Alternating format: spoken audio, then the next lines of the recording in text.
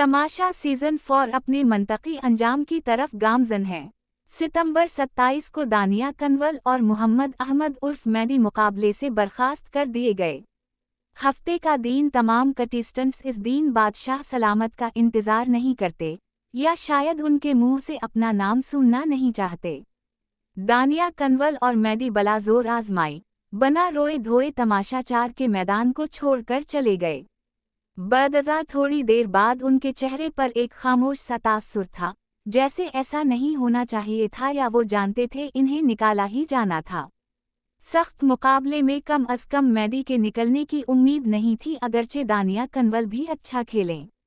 सवाल पैदा होता है कि वो क्या मयार है जिसके तहत किसी को तमाशा से बर्खास्त किया जाता है। अवाम के वोट या और बादशाह सलामत और उनकी टीम का फैसला कारगर होता है। अवाम के सामने उनके वोट नहीं होते, लेकिन बादशाह सलामत की राय, हिदायत और हुक्म ज़रूर होते हैं। अवाम किसी हद तक अपनी राय सोशल मीडिया से भी कायम करते हैं। ताहम अवाम बर्खास्त किए जाने वाले मुकाबला बाजों के बारे में वोट का कहां से या कैसे अंदाज़ा लगाएं।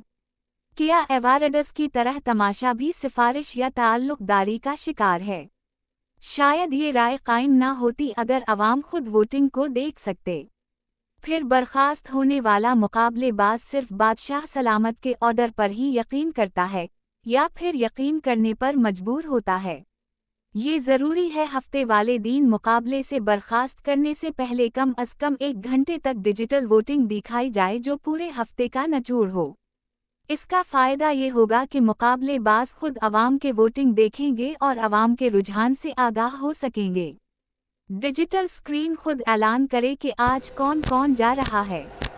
बादशाह सलामत सिर्फ अलामती ऐलान करे और खुदा हाफिज कहीं। आखिरी मुकाबला सैफ, मुस्लिम और माहम मिर्ज़ा और सारा नीलम के दरमियान होगा। फिनाले मुकाबला मुस्लिम और सारा नीलम में हो सकता है।